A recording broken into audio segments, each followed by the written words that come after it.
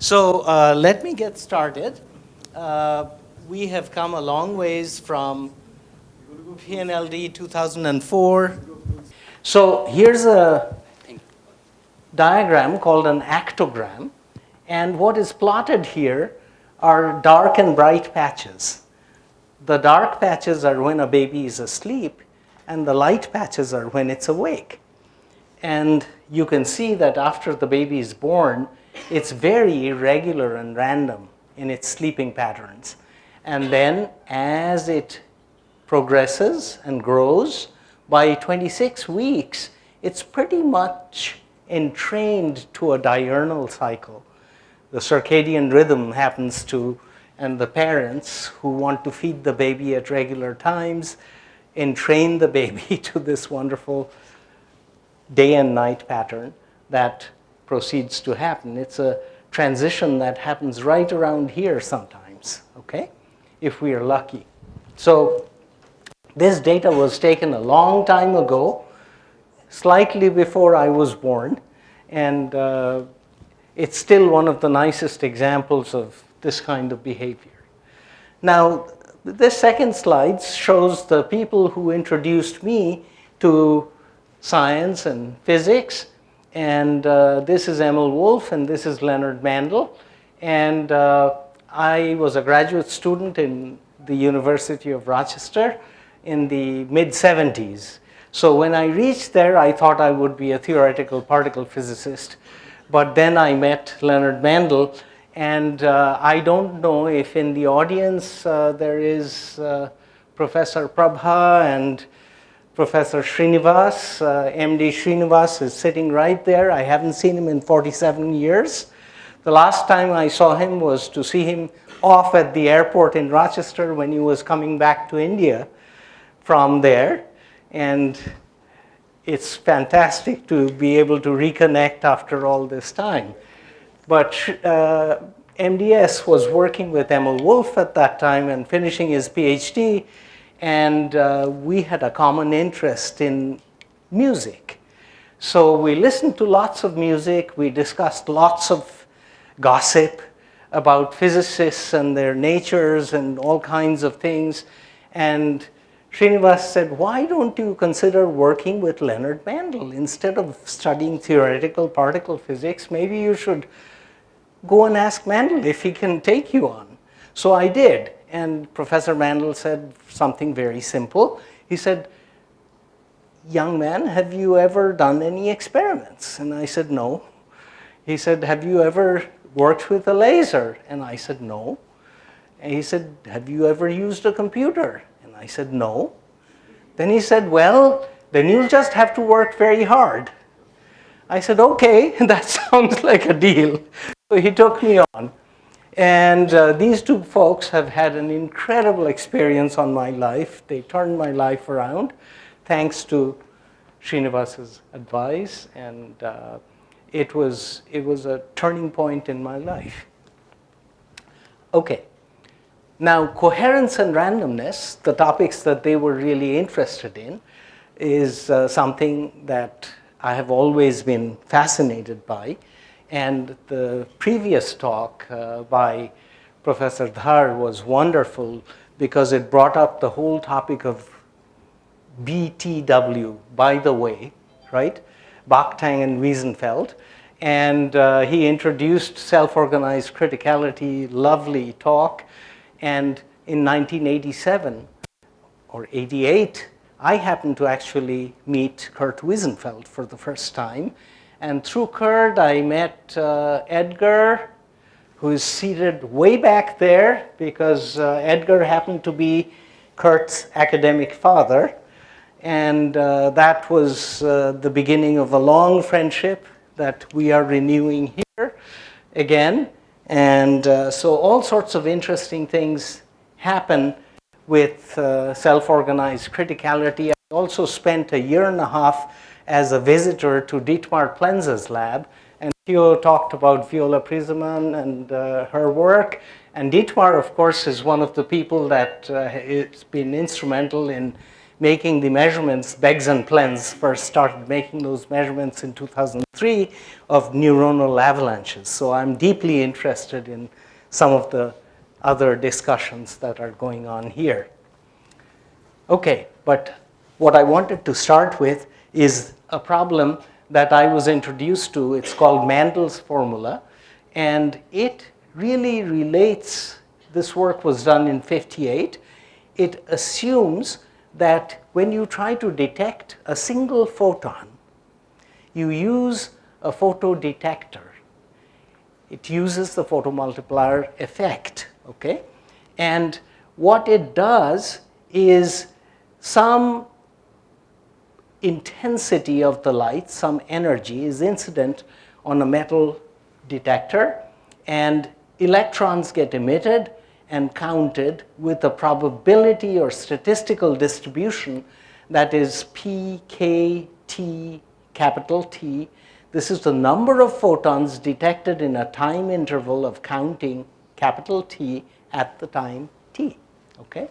And it depends on the efficiency of the emission process of the electrons, and this Poisson distribution, the convolution of that, is what is Mandel's discovery, was how you can try to invert this and calculate what the probability distribution of the intensity of the light is from these measurements that you can actually make in the lab. They assume that the detector instantaneously recovers after you detect the electron. But this is, of course, an idealization. Just as neurons, after they fire, they have a refractory period, detectors have a dead time. They die to the coming in of subsequent photons for a time, and then they recover again, and they can emit another electron after the dead time has elapsed. So one of the very important problems is how does one get the distribution of photons without dead time, the idealized distribution, when you can only make measurements in the lab that include a dead time, tau, of the detector. And Leonard Mandel, my advisor, wrote a little two-page paper in 1979, 1980s when it was published. And he said, if you make a lot of measurements with different counting time intervals, which consist of this time t, but added to that is n times this dead time interval, from those measurements that you make in the lab, you can actually calculate the ideal distribution. Okay? And this was something that he just sort of wrote down, this inversion result. And he made a comment here. He says, however, it requires measurements in several different counting time intervals ranging from t to t plus n naught t, where n naught is the largest value of n, how many photons arrived in that time interval, for which Pn is not negligible, and this is maybe a burdensome requirement when n naught is large. And here, then he goes on to say that you can take moments of these distributions and calculate the idealized moments determined this way. Agreement is very good with those obtained from the moment formulas with dead time corrections. And he says that in experiments, and that's reference 13, was R. Roy and L. Mandel published. So that was 40 years ago. And then 2 years ago, I had a student who came to work with us at the University of Maryland, and I thought she was just starting, and I thought this would be a fun thing to do, to have her, because in the 40 years that have elapsed, technology has progressed. And you can do this burdensome requirement becomes much simpler with computers that have lots of memory, and the acquisition of data is automated. in vastly in superior ways to what we could do in 1979 or 1980. And so that's what I want to tell you a little bit about. And here's a paper by Srinivas that appeared in 1981. First part of it is dead time corrections to photon counting statistics, and he gives a detailed derivation of these results of Mendel, which Mendel just sort of pulled out of thin air and published. Srinivas actually presented a lot of those details in his work. So when we use photon counters, single photon detectors, near infrared, particularly interesting is the wavelength of the light, 1550 nanometers. And this is the light wavelength that's used for optical fiber communication. So when people want to send light down optical fibers, 1550 nanometers is the light that's used. These instruments are made by a company in France, in Besançon. And just before COVID hit, I was lucky enough to actually go there and talk to these people who devised these instruments and made them. And as you can see over there. Okay? So I'm going to be talking about detection with avalanche photodiodes of 1550 nanometer photons. And very simple experiment that Nicole Menkart did as her first experiment at Maryland, along with work by Joe Hart, who is at the Naval Research Labs and was a student with me, got his PhD in 2018, and my colleague from electrical engineering, Tom Murphy, who is my partner in many, many of these experiments over many years, and I'll tell you more about him later. But here is the interesting part. Here's a laser, for example, that you can inject into a single photon avalanche detector, quenching circuit, discriminator, time correlator, and computers and so on, all geared to making photon measurements, okay? Now, with this system, you detect a photon. The response is a voltage or current response from the photodetector. And one of the artifacts that really appears in these counting experiments is that the photon emits not just a single pulse of current, but multiple pulses. And those are called after pulsing effects. And they are very spurious, and they distort things if you aren't careful with them. So if you have what is called a dead time of a certain magnitude, which is short here, longer here, and very long over there, you can suppress these after pulsing effects, okay? And you need to do that in order to get rid of the after pulsing, which will otherwise distort the statistics of the photon counts that you actually measure, okay? And let me show you what the artifacts are of the after pulsing. It's typically the quick ringing of the electrical current produces these long peaks on the short end over here when photons are incident. And if you aren't careful, you'll get that after pulsing right there, and that'll distort the statistics that you're looking at. So if you make the dead time long deliberately, okay, you can suppress the after pulsing. But the dead time now becomes long, and it distorts the distribution because the detector is not seeing photons that come in during that time. So how do you compensate for that using the formula that Mendel sort of pulled out of his hat and Srinivas derived? It's really one simple approach is to say, okay, this is the rate at which the photons are arriving that I actually count, but if the dead time is tau, then I can do an adjustment to the counting rate, and this is a very simple way of making that adjustment. But it's really a very poor way of getting the whole distribution. You can't really do that with this. And secondly, one of the interesting facts about these indium arsenide, gallium arsenide detectors is that they have what is called a substantial dark current. So when light falls on these detectors, you actually see those photons emit electrons. But sadly enough, even without any light falling on these things, if you apply a bias voltage to these detectors, which you need to do to accelerate the electrons and create an avalanche, we are talking about avalanches today.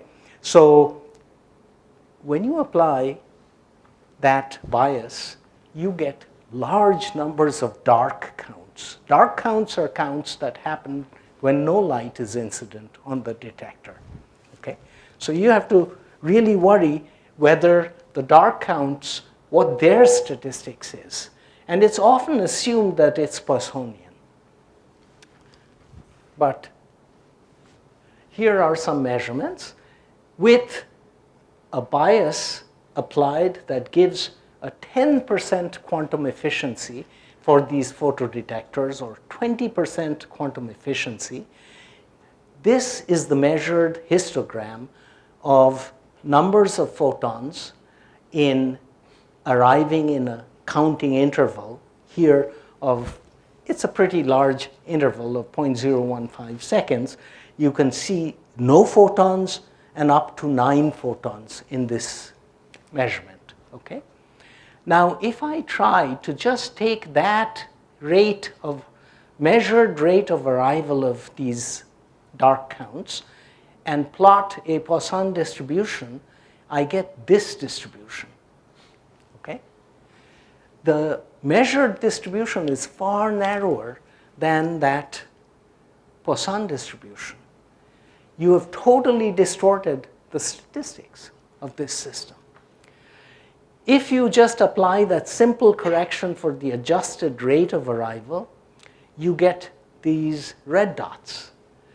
And if you actually apply the Mandel formula for inversion and correction of the dead time, you actually end up with this curve, which is a beautiful Poisson distribution that fits the dead time corrected, and the histogram, the Poisson distribution fits it perfectly. Okay? So this is the application of the Mandel formula to dark current. And for different efficiencies, you can apply it and get the corrected results. The other very interesting statistic that one measures is the waiting time, the interarrival time of these counts. Now, typically, these are all for detection of light, but the same kind of ideas happen when you look at spike intervals in the brain. Okay? So there's an intimate connection between these, and Melvin Teich, who is a physicist at Columbia and then retired and went to Boston University for a second career, Melvin Teich was an expert in looking at acoustic signals in the human system and trying to understand the counting distributions of acoustic signals. Okay? So here you see a very similar measurement to those done previously, but this is now with light from a laser arriving in a very weak attenuated state, so that you are getting small numbers of photons arrive, and you are looking at the counting distribution. And once again, we see in a coherent state a very beautiful Poisson distribution for the light. Okay? So these are single photon counting distributions. Now I have a little more time, I think. I'm going to try and tell you about a little different aspect of things and get back to counting in the end. But here is how we, as engineers, we want to try and send signals with information. And one of the ways of modulating the light from a laser, making it bright or very dark, is to use an optical modulator, and this is called a Mach-Zehnder interferometer modulator. So light comes in, splits into two paths. One of the paths has a voltage applied to it, changes the refractive index, and the time for passage of this light is shifted from the upper path. And because of that, you can get interference of the light waves from these two paths over here, and you can detect data and reconstruct the information very accurately and nicely. These modulators show a lovely characteristic of the input versus output power, P, output power as a function of the voltage applied here. And you can see where this is a nonlinear cosine squared function that is experimentally measured. It's a very lovely modulator. And instead of just using that to detect data, if you do this peculiar connection of taking the current from the photodetector and then supplying it back as a modulating voltage to this Mach-Zehnder device, then with an amplifier in between, a time delay, the nonlinearity of the cosine squared function plays a role and creates a nonlinear feedback loop. Nonlinear feedback loops are amazing things, okay? And I often try to illustrate a nonlinear feedback loop by taking a stick, okay? And I have shown this to you, some of you, before. This is a nonlinear feedback loop that I'm operating. So I'm actually trying to balance this on the tip of my finger, okay? There's feedback going on, right? And I'm able to do it. But if I shorten the length of this stick, right, I find it completely impossible, okay? So here's a system that has a critical length below which I can't balance it. Above it, I have ample time, and therefore I can actually do it, okay? So nonlinear feedback loops are really very interesting. And this particular system does very complex dynamics. And we devised this thing and took it to various hands-on research schools that we organized, starting with January 2008 at the IPR in Gandhinagar. And you can see Abhijit Sen, Harry Sweeney, Ken Showalter, and me standing there. 2-week school where we took 10 experiments with us. There were 60 students from developing countries, and we introduced them to problems that they could see the experiments, they could numerically model them, and we worked with them and had a marvelous time thanks to the amazing organization that Abhijit and Gautam Sethia put in over there. Okay? And then the second school was held in Sao Paulo in Brazil, and that was also fantastic. Adam Cohen, one of my graduate students, you can sort of see me over here doing experiments with exactly the apparatus that I showed on the previous slide. So we developed these experiments as a result of these schools, these hands-on schools. And many of the PhD theses of my graduate students came out of these schools. Well, the next one was in Cameroon at the University of Buea in 2010.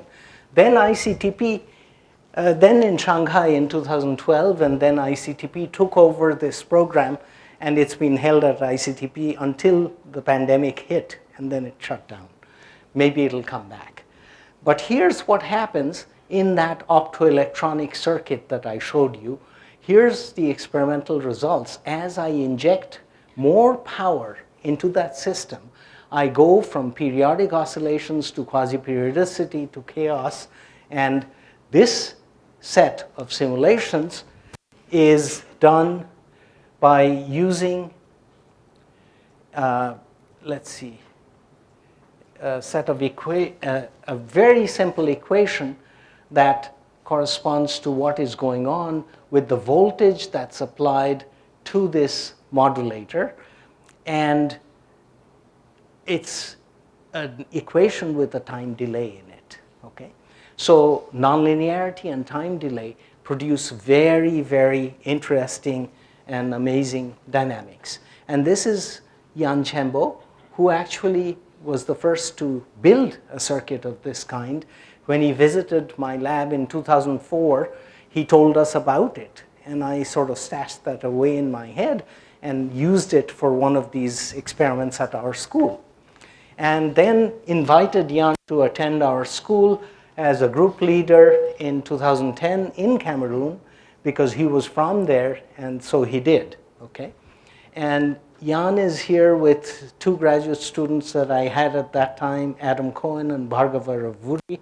And Jan and Shelby Wilson was a math graduate student who went to help with the numerical demos and tutorials and so on. So you can do optoelectronic chaos at very high speeds with that system on the nanosecond time scales, and we can also slow it down by orders of magnitude. And Tom Murphy, my colleague in electrical engineering at Maryland, showed us how to do this with digital signal processing techniques. Okay? And with this, we can actually measure Lyapunov exponents. We can do all kinds of details and confirm what predictions we can make. So this was actually used, this kind of system was used in a wonderful experiment. You see Stefano Boccoletti, one of the organizers of this meeting, who is remote, I believe, here at a conference in 2005 in Mexico. And many of them collaborated together. Claudio at Palma de Mallorca was instrumental in this collaboration of transmitting chaotic signals with information embedded and recovering that information in a loop of optical fiber hundreds of kilometers long in Greece. Okay? So this is a practical application of chaotic feedback circuits, as you can see. I can tell you more if anyone is interested, but here we show an input message that's transmitted with a chaotic signal, and using the synchronization of chaos, we're actually able to recover this message. And this is Atsushi Uchida, who is a close friend and collaborator. He is at Saitama University in Japan and wrote this beautiful book that describes all of these kinds of ideas. Caitlin Williams took these optoelectronic oscillators, put 4 of them on a table. And that's just 4 optoelectronic oscillators coupled with optical fibers, and she did some beautiful experiments on these kinds of systems. So I think I'm running out of time, but how many minutes do I have? 5, 2, 3? Okay. So I will just end by asking you a simple question. Can the eye see a single photon? And yes, the answer is yes. We can actually see single photons if we dark adapt our eyes. This ability of the human eye to see very low light levels was instrumental in the discovery of the Raman effect, just as a matter of history. Okay? K.S. Krishnan, who was a student of Raman, was a great experimentalist, and he would adapt his eyes to the dark, and then was able to see the Raman signals in the 20s that led to the discovery of the Raman effect. Okay? But this is a paper, 1942, that really looked at the retina of a frog and tried to see if that retina would respond to single photons. And they concluded that, yes, this is actually possible. So single photon detection has many applications, and one of them is generating random numbers. So this has been commercialized by a company in Geneva that I show over here. Poisson distributed photon counts, exactly the kind of thing that we were talking about earlier, can lead to generation of random numbers. And this is an experiment with an optoelectronic oscillator where a graduate student, Aaron Hagerstrom, who is now at the National Institute of Standards and Technology, looked at this feedback loop, but not with an analog detector anymore, but with a photon counting detector. Okay?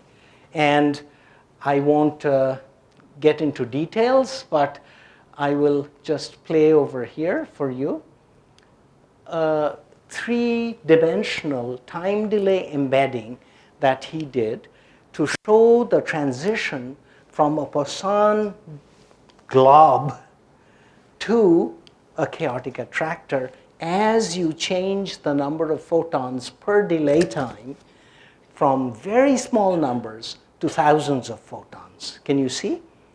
The emergence or the birth of this chaotic attractor is very beautiful, and Aaron was able to demonstrate this. So I want to end my talk. Here we can see that we can detect single photons. There's all kinds of applications of optoelectronic oscillators and generation of microwaves, chaotic waveforms, random numbers, testing network dynamics, testing machine learning algorithms. We're interested in all of these things. And two long-term goals after 40 years of research are: how are the dynamics and information generated by a physical system related? How is information theory and entropy connected with dynamics? That's a long-standing interest, and I can tell you more about that. Learned a lot from all of these folks, as you can see. A second interest is: how does one realize large networks of dynamical systems with arbitrary connection topologies in the lab and study their synchronization? And this has been inspired by Yoshiki Kuramoto, Jürgen Kurz, Ed Ott, Lou Pecora, Steve Strogatz, a whole bunch of people who have taught me so much over the years. Okay? So developing hardware for reservoir computing and machine learning. And just a quote to say that living is the constant adjustment of thought to life and life to thought in such a way that we're always growing, always experiencing new things in the old and old things in the new. Okay? Just want to end with that. And I want to ask you one question right at the end. Single photons, why count single photons? One question is, how many bits of information do you think a single photon can give you? You might think nothing, right? How can a single photon give me any information? But here are two young folks from Chennai that I want to bring to your attention. One is Ravitej Uppu, who is a student at IMSC here, and now is a professor at Iowa in the US. He wrote a paper, co-authored with Tentrup and others, transmitting more than 10 bits with a single photon. Okay? And here's another IITM graduate, Saikant Dacha, who just got his PhD from Maryland as a postdoc at Columbia. And he just wrote me a letter just right before this meeting. Work that I did at Bell Labs in 2021 demonstrated 14 bits per photon using pulse position modulation and superconducting nanowire detectors. Okay? So very interesting how this can happen. This is one of the papers from a while back, 2017, where Ravitej Uppu is a co-author, and it says transmitting more than 10 bits with a single photon. It says encoding information in the position of single photons has no known limits, given infinite resources. Okay, big caveat. But using heralded single photon source and the spatial light modulator, we can steer single photons to specific positions. And if you have a grid, which is fairly large, you can achieve lots of information transmission using that one photon. This is not something we normally think about, but I want to leave you with that thought. Thank you.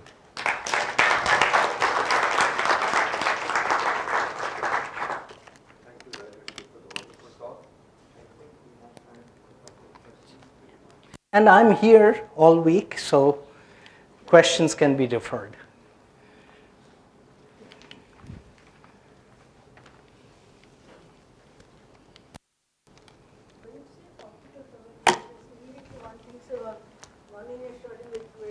Yes. Now, and you mentioned nominal periodic oscillators. Now, which way does it differ and which is more efficient? Which way do these things differ? The nonlinear Schrodinger equation and the integral equation that I showed you. Right. Okay. In terms of efficiency, which is the better one?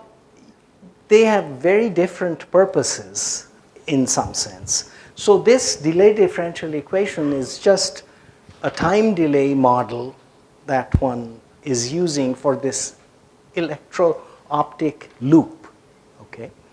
And that's the purpose of that equation and that approach. The NLSE is really important for describing pulses traveling down optical fibers. And that started to be apparent to people studying solitons, particularly in the 1970s, and looking at solutions of the NLSE. Hasegawa and Tappert discovered that you can have soliton solutions of the NLSE in one dimension. But then people have extended this to 2 and 3 dimensions, so that the Gross-Pitaevsky version of the NLSE has become important in the description of Bose-Einstein condensates, all kinds of things. So I would say that what I tried to describe is a very simple-minded approach to optoelectronic circuitry and systems. The NLSE is really related to the materials, optical materials which respond nonlinearly. And in the optoelectronic system I described, the powers are so low that the Kerr effect, which is essential for the NLSE, don't occur. That's why we use that description over there and don't have to incorporate the NLSE into that description. Okay? Oh, Raj? Yeah. Sorry, go ahead. Yes. Okay. Yes. Whoever. Yeah. Okay. I don't dispute the possibility of seeing single photons under suitable conditions. Yes. But don't you think that this the story of observing a Raman line Yes. with an eye, that this is more like a heroic fairy tales? Yes. Because imagine, in those times they didn't even have double spectrometers, they had single spectrometers. They used, they had no photodetectors, they used photographic films, Yes. illuminating them for hours. With to daylight Yeah. coming in through slots. Yes. And I cannot believe that. This is impossible. And by the way, when I was a student 50 years ago, I worked on such an old apparatus for the Raman spectrometer, and we measured with this film for hours, and we couldn't detect any Raman line at all. That's why you didn't get the also Raman you effect must named after you. There is the Rayleigh line, and then nearby is the Raman line. You cannot Yes. see this. Impossible. Yes. Okay. Indeed, no, what you are saying is how difficult it is to actually detect Raman scattering. Okay? And this was a heroic effort. And how much of it is fairy tales and how much of it is reality, I would never venture to guess. So your comment is well taken, and I think that we need to resurrect K.S. Krishnan and ask him this question at some point and see what his answer is. Raj, Yes. I was interested in your random number generators that, you're making boxes of that will generate random. How different are these from random number generators? Yes. And, or how different are they from those diodes that were used in the early For days? noise Yeah, for the generation and noise so on. generation. Yeah. So it's a huge topic, Ram. The question that you bring up is extremely important. And von Neumann, who was the first person to suggest that pseudo-random numbers could be generated on a computer, said that anybody who tries to generate random numbers on a computer using a deterministic algorithm is in a state of sin. Okay? So this comment, of course, was made in the 50s by him. And what is really important is that the earliest efforts to generate random numbers, pseudo-random numbers on computers, were miserable. Okay? And there were books of 1,000,000 random digits that the Rand Corporation brought out. They're still available in print, by the way. If you want to buy one of these and go to sleep looking at random numbers, you're welcome to do that. But the interesting part of it is that pseudo-random numbers can be generated by deterministic algorithms, but with random seeds. And so if you refresh your random seed regularly, or in some way that you've thought about, some of the random number generators that are put in PCs nowadays have this so-called Ivy bridge configuration, which is a randomized flip-flop. It'll flip to either 1 or a 0, depending on random noise in the system. Okay? So those kinds of things, the diode noise, the Johnson noise that is measured and used for random number generation, those kinds of efforts are all there. And I can tell you so much about this business because I have been fascinated by random numbers endlessly for many years.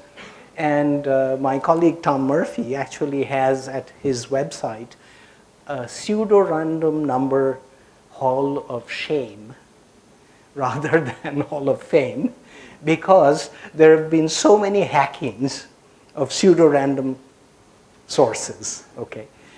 But these physical random numbers are more authentic. Nowadays, this is a huge business. What is really random? Are there quantum random numbers that can be generated and measured? Okay. And how fast can you do it?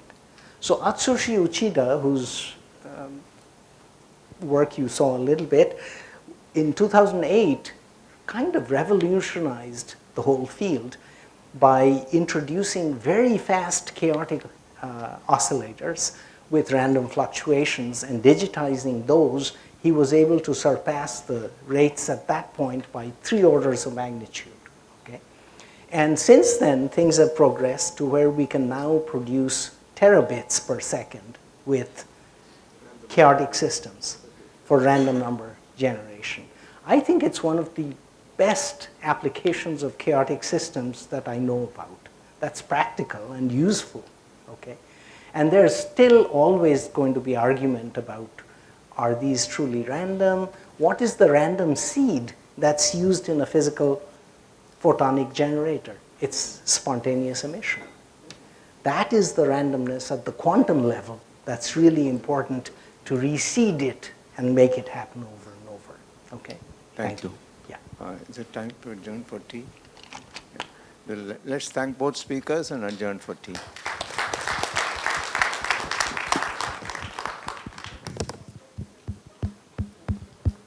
This thing is this one is really it's just whichever one I use it doesn't work. This one, yeah. So we will reconvene at 11:15.